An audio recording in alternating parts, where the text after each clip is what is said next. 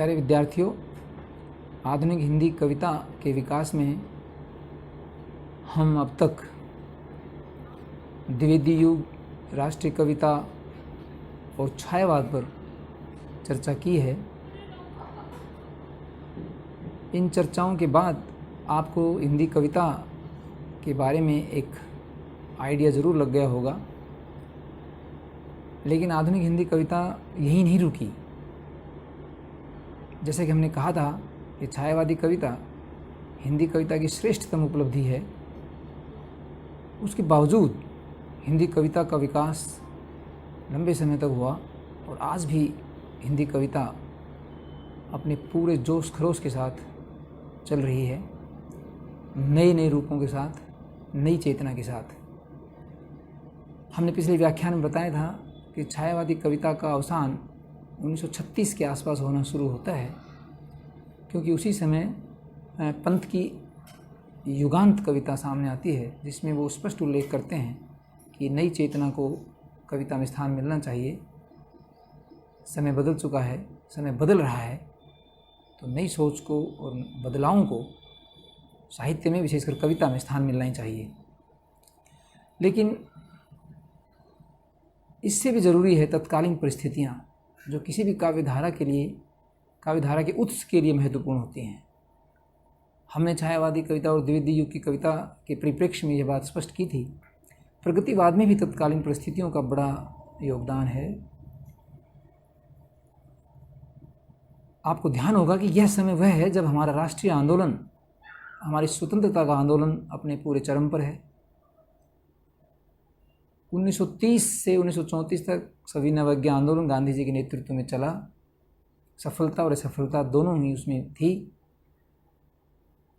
निराशाजनक स्थितियां असहयोग आंदोलन के बाद भी आई, अब भी आ रही थी,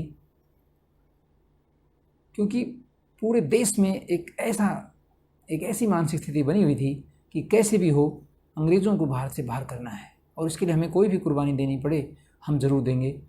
बहुत सारे युवा विद्यार्थी सामने आए,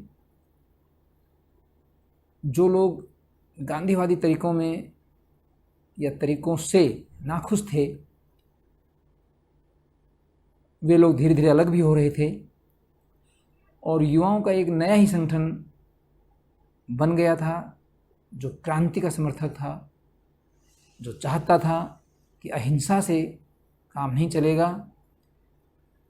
अगर वो हमारे साथ हिंसा कर रहे हैं तो हमें भी उनके साथ हिंसा करनी चाहिए। और इस प्रतिकार की भावना में काफ़ी झड़पें हुई। अंग्रेज़ सरकार, क्योंकि उस समय सशक्त थी, क्रांतिकारियों की धरपकड़ शुरू हुई।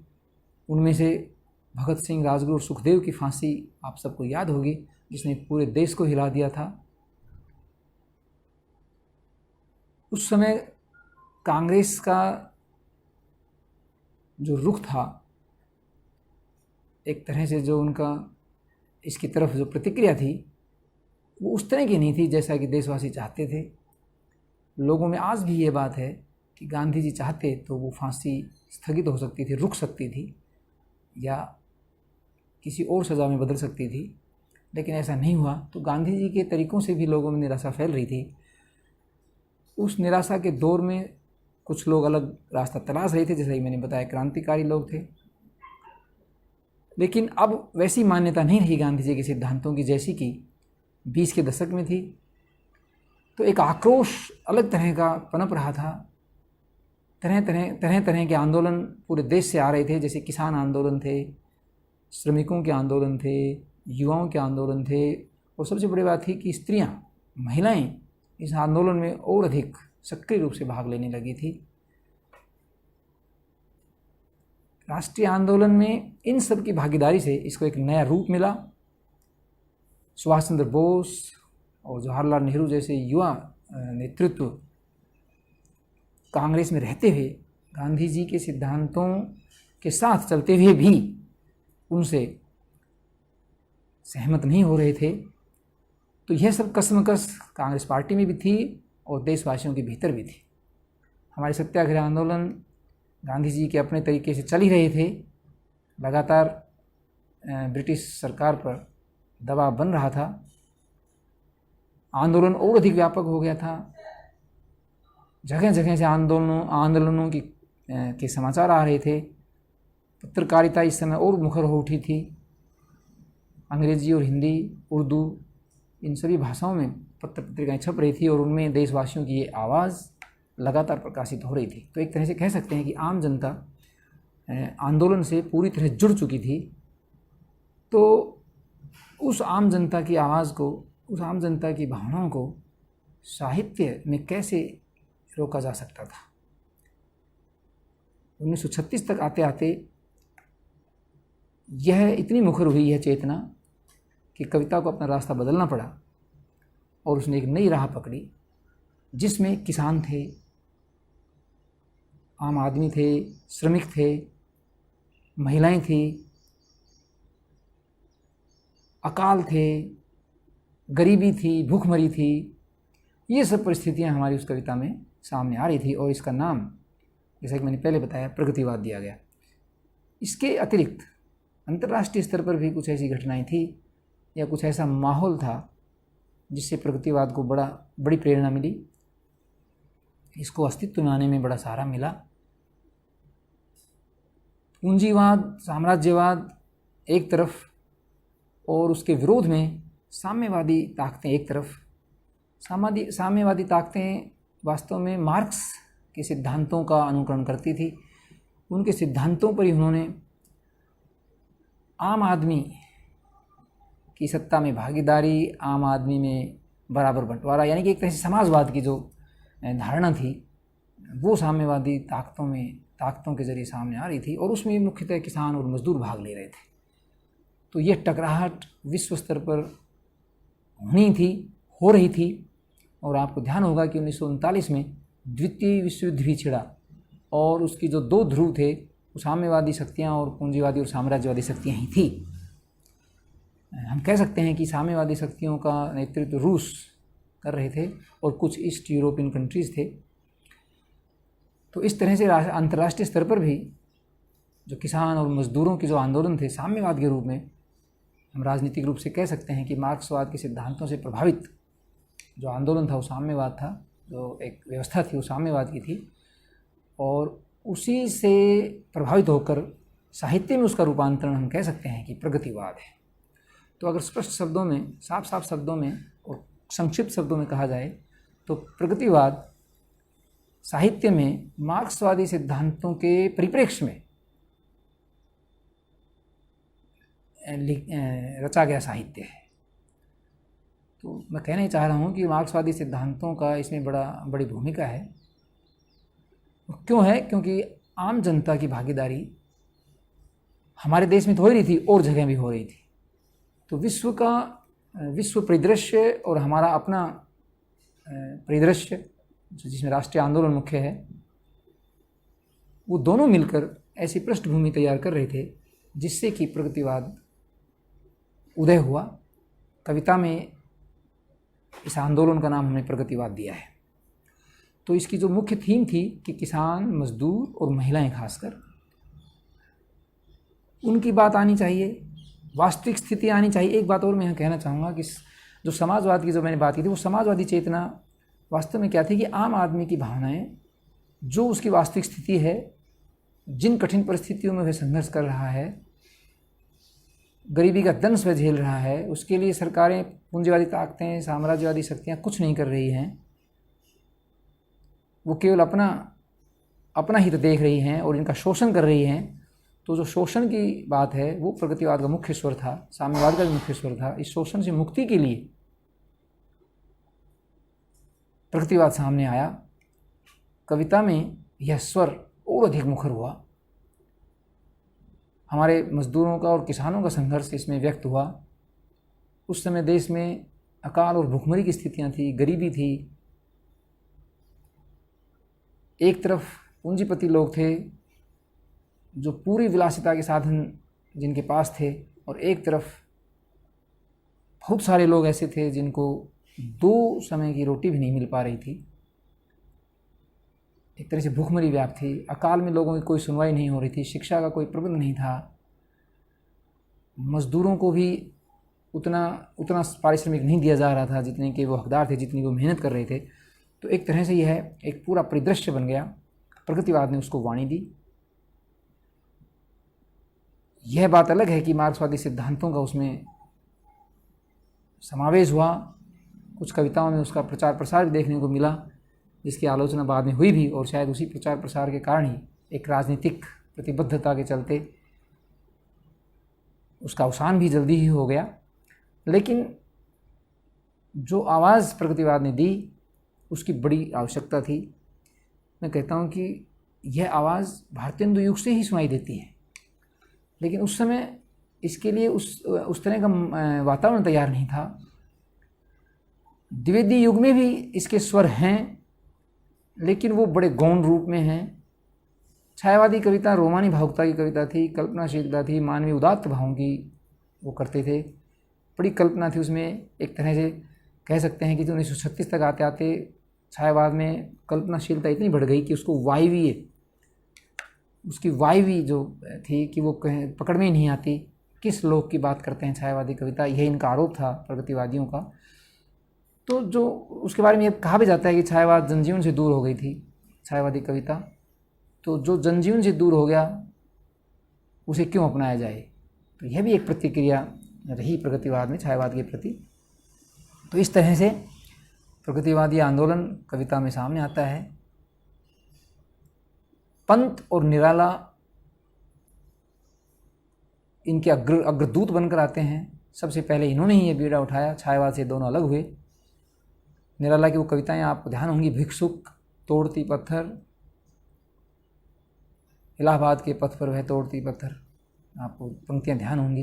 भिक्षुक वह आता, दो टूक कलेजे के करता, पछताता पथ पर आता। विधवा आदि ऐसी दीन ऐसी कविताएं हैं निराला ने लिखी। कुकुरमुता, जिसमें स्पष्ट रूप से वो दो वर्ग दिखा रहे हैं, पूंजीपति वर्ग और सर्वहारा वर्ग जो मजदूर किसानों का वर्ग है। तो ये सब कविताएं निराला जी ने छायावाद से अलग हटके लिखी। पंत ने भी, मैंने जैसे बताया, युगवाणी, युगांत, ग्राम्या आदि कविताएं बाद में लिखी। और एक पत्र भी इस समय प्रकाशित होने लगा था, रूपाभ, जो एक तरह से प्रगतिवाद का मुख पत्र कहा जा सकता है। तो उसमें भी प्रगतिवादी विचार सामने आ रहे थे। प्रगतिवादी आलोचक भी इस समय तैयार हो रहे थे। एक तरह से मार्क्सवादी विचारधारा धीरे धीरे पूरी सोसाइटी पर, साहित्य पर अपना प्रभाव दिखा रही थी, और उसके आलोक में जो कविताएं लिखी गई वही प्रगतिवादी कविताएं कही गई। और इनमें जो सबसे प्रमुख जो कवि आए सामने, मैं उनका नाम लेना चाहूँगा। सबसे जो प्रमुख कवि हैं निराला और पंत के बाद, वो छायावादी कविता थे, उसके बाद वो इसमें आए। लेकिन उसके बाद जो जिनको हम प्रगतिवादी कवि कहते हैं वो हैं नागार्जुन, केदारनाथ अग्रवाल, त्रिलोचन, रामविलास शर्मा और शिवमंगल सिंह सुमन। मुक्तिबोध में भी प्रगतिवादी चेतना है, भवानी प्रसाद मिश्र में भी है, देखी जा सकती है, शमशेर बहादुर सिंह में भी देखी जा सकती है, नरेश मेहता में भी, भारत भूषण अग्रवाल में। हालांकि ये जो कवि हैं ये बाद में नई कविता के कवि थे, और धर्मवीर भारती में भी है, और अज्ञे में भी कहीं न कहीं आपको प्रगतिवादी चेतना की कविताएं मिल जाएंगी। लेकिन ये नई कविता के अधिक हैं। तो मुख्य रूप से अगर मैं नाम लूँ तो नागार्जुन, केदारनाथ अग्रवाल, शिवमंगल सिंह सुमन, त्रिलोचन और रामविलास शर्मा, ये जो कवि हैं ये प्रगतिवादी कवि कहे जाते हैं। और कुछ काव्य संग्रह इन्होंने लिखे। नागार्जुन की कविताएं ज़्यादा प्रभावित करती हैं, लोक जीवन से वे जुड़े हुए थे इसलिए अधिक आकर्षित करती हैं। लंबे समय तक नागार्जुन चले, नई कविता के समय में भी उनकी एक अलग धारा रही, अलग ही तरह के कवि वो रहे अपनी प्रगतिवादी चेतना को लेकर। इसके बाद जो बात आती है कि प्रगतिवादी कविता की क्या मुख्य विशेषताएं हो सकती हैं, तो हम सहज अनुमान लगा सकते हैं कि उसमें पूंजीपतियों का विरोध मिलेगा, किसान, मजदूर, महिलाओं का समर्थन मिलेगा, वास्तविक जो स्थिति है देश की या जनता की उसको वाणी मिलेगी। और वास्तविक स्थिति क्या थी? गरीबी और भुखमरी की थी। लोगों को इतने कष्ट हो रहे थे कि कह नहीं सकते। और अंग्रेज़ सरकार उनकी तरफ कोई ध्यान नहीं दे रही थी, उल्टा शोषण बढ़ता ही जा रहा था। तो शोषण के विरुद्ध आवाज़ है, और जो शोषक हैं, पूंजीपति वर्ग, साम्राज्यवादी जो लोग हैं, उनके विरुद्ध प्रतिक्रिया है और क्रांति का स्वर है। रामधारी सिंह दिनकर जो है प्रगतिवादी चेतना से बीच में जुड़ते हैं। हालांकि वो राष्ट्रीय सांस्कृतिक धारा के कवि थे, लेकिन प्रगतिवादी भी वो रहे हैं। आपने उनकी कविता ध्यान में होगी, स्वानों को मिलता दूध भूखे बच्चे अकुलाते हैं, स्वानों को मिलता दूध वस्त्र भूखे बच्चे अकुलाते हैं। तो वो कविता आपने सुनी। इसी तरह से और भी एक दो, जैसे बालकृष्ण शर्मा नवीन भी क्रांति की वो जो बात लेकर आते हैं, वो भी प्रगतिवादी उससे जुड़ते हैं, लेकिन उनका मुख्य स्वर राष्ट्रीय सांस्कृतिक है। तो एक तो शोषण के विरुद्ध आवाज़ है, शोषकों के प्रति एक तरह से प्रतिक्रिया है। उसके बाद जो मुख्य जो चीज़ है वो है सामाजिक चेतना। जिस सामाजिक यथार्थ को प्रगतिवाद में वाणी दी गई है वो छायावाद में नहीं था। तो सबसे बड़ी जो मैं योगदान मानता हूँ वो है सामाजिक यथार्थ का चित्रण। प्रगतिवाद की कविता की मुख्य विशेषता है सामाजिक यथार्थ का चित्रण, कि वास्तव में हम हमारी वास्तविक स्थिति क्या है उसका चित्रण अगर नहीं है तो फिर वो कविता का कोई महत्व नहीं है। क्योंकि प्रगतिवादी जो आंदोलन था उसके मूल में कुछ हमारी ऐसे, जैसे एक प्रगतिशील लेखक संघ था 1936 में, प्रेमचंद की अध्यक्षता में हमारे यहाँ प्रगतिशील लेखक संघ का अधिवेशन होता है। उसमें प्रेमचंद जी भाषण देते हैं, उसमें ये सब बात उठाते हैं कि जो हमारे सामाजिक यथार्थ को रूपायित नहीं कर रहा वह साहित्य किस काम का, जो हमारे जनजीवन को सामने नहीं ला रहा वो साहित्य हमारे किस काम का। सामाजिक चित्रण उसमें होने चाहिए, सामाजिक उपयोगिता की दृष्टि से भी वो इस बात पर बल दे रहे थे। तो साथ साथ उसमें वो भाषा भी आम जन की होनी चाहिए। तो सामाजिक यथार्थ के साथ साथ प्रगतिवाद की जो एक अन्य विशेषता है वो है जनभाषा, कि क्योंकि जिस यथार्थ को सामने ला रहे थे वह यथार्थ उसी भाषा में प्रकट किया जा सकता था जिस भाषा में लोग व्यवहार करते थे। तो आम जन की भाषा को इसमें वाणी मिली। छायावाद में जिस संस्कृतनिष्ठ सारगर्भ एक तरह से सूक्ष्म शब्दावली का प्रयोग था, सूक्ष्म भाव व्यंजना की जो शब्दावली थी वो नहीं समझ में आ रही थी, वो इस जनजीवन को नहीं चित्रित कर पा रही थी। तो उसके लिए ज़रूरी था कि आम जन की भाषा लाई। तो सपाट बयानी एक तरह से इसमें आ रही थी, सीधी सीधी बातें कर रहे थे, कोई अलंकार नहीं, कोई चमत्कार नहीं, जनता जैसी है वैसे ही उसके भाव। तो सादगी, सरलता भी उसमें थी, लेकिन उसमें आक्रोश था, उस भाषा में आक्रोश था। ये बात ज़रूर ध्यान देने की है। इसलिए उसमें कभी कभी आपको क्रांति और ललकार, चुनौती, ये सब भाव उसमें आपको मिलेंगे। तो उससे कई बार लोग ऊब भी जाते हैं कि ये क्या आंदोलन सा छेड़ रखा है, राजनीतिक आंदोलन की कविता बना दी गई है। तो ये आरोप प्रगतिवाद पर लगता भी है, और उस कारण वो धीरे धीरे जल्दी ही उसका अवसान भी हो गया और उसकी जगह दूसरी धारा ने ले लिया। 1943 तक, 1936 से लेके 1943 तक प्रगतिवादी कविता चलती है, और 43 में एक नई धारा के आगमन से इसका अवसान हो जाता है। लेकिन सामाजिक यथार्थ का जो सामाजिक चेतना जो प्रगतिवादी कविता में आई है उसके हम ऋणी हैं, और जिस भाषा को लेकर आई आज तक भी चल रही है वो, उस भाषा में ये अभिव्यक्ति होनी चाहिए ही थी। महिलाओं का जिस तरह चित्रण किया गया, आपने देखा विधवा, और वो जो मैं तोड़ती पत्थर में है, और भी ऐसी बहुत सारी कविताएं हैं। किसान और मजदूरों की व्यथा का उसमें चित्रण है। मुझे कविता याद आ रही है कि भाई मैं जब उसको मैंने देखा, लोहा जैसे तपते देखा, गलते देखा, ढलते देखा, मैंने उसको गोली जैसे चलते देखा। तो ऐसी ये सब हमारे उस श्रमिक वर्ग की, किसानों की मेहनत और उनका संघर्ष सामने आया। एक नया सौंदर्य शास्त्र, जैसे मैं कहूँगा, छायावादी सौंदर्य शास्त्र कुछ अलग तरह का था, वो हमारे भावों का सौंदर्य था, मानवीय उदात्तता का था, एक अलग ही लोक था वो। लेकिन यहाँ सौंदर्य हम जो जीवन जी रहे थे उसका सौंदर्य सामने आ रहा था, उसका संघर्ष। कैसे वो जो तोड़ती पत्थर में जो महिला है उसके कपड़े फटे हुए हैं और फिर भी वो अपने काम में लगी हुई है, गुरु हथौड़ा, मतलब भारी भारी पत्थर भी उठा रही है। तो ऐसे ऐसे काम उनको करने पड़ रहे हैं। कुकुरमुता में व्यंग किया ही गया है। तो इसके तो जनभाषा हुई और सामाजिक चेतना के जो चित्र थे वो आए, सामाजिक यथार्थ जिसमें शामिल था, शोषकों के प्रति प्रतिक्रिया थी और शोषण के विरुद्ध आवाज़ थी, किसान और मजदूरों के प्रति सहानुभूति का इसमें समावेश था। और जो चीज़ें थी वो थी कि प्रकृति का चित्रण, जिस तरह से प्रकृति का उदात्त चित्रण छायावाद में होता है, उसके ठीक विपरीत यहाँ लोक जीवन का चित्रण होता है। एक बड़ा सादगीपूर्ण चित्रण है। जैसा जीवन लोग जी रहे थे उसका प्रकृति के साथ क्या तादात्म्य था, क्या संबंध था, वही इसमें ये एक बड़ी देन है प्रगतिवाद की, जो आगे अभी तक चल रही है। तो लोक जीवन का जो रंग आता है, नागार्जुन इसके बड़े कवि हैं। शिवमंगल सिंह सुमन में भी लोक जीवन की बड़ी अच्छी छटा देखने को मिलती है। केदारनाथ अग्रवाल में भी। तो लोक जीवन और प्रकृति के चित्रण के साथ हमारी आम आदमी का संघर्ष और जिजीविषा को उसमें वाणी मिली। यही उसका इस प्रगतिवाद का सौंदर्य है। और